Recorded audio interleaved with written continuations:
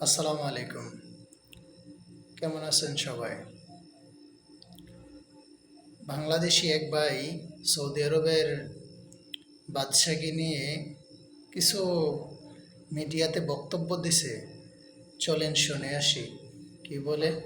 আমাদের সবচেয়ে ধনী এবং প্রভাবশালী একটা দেশ, কিন্তু ও যে আচরণ করতেছে আমাদের সঙ্গে, আমাদের মুসলিম অত্যাচারিতের সঙ্গে, ও ইহুদিদের গডফাদার, ও মুসলিম নামধারী একজন মুনাফিক। ও সৌদি আরবের মতো একটা দেশ যেটা আমরা নবীর দেশ হিসাবে ওর শত শত অপকর্মরা আমরা সম্মান করি। ও শুধু ফিলিস্তিনের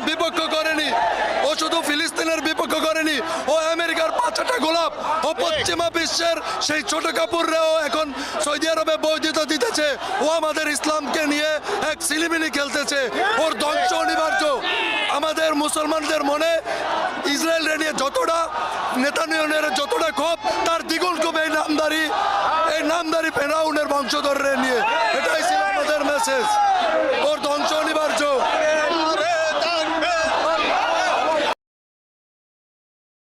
তো আপনারা বুঝতেই পারছেন সে কি বলে।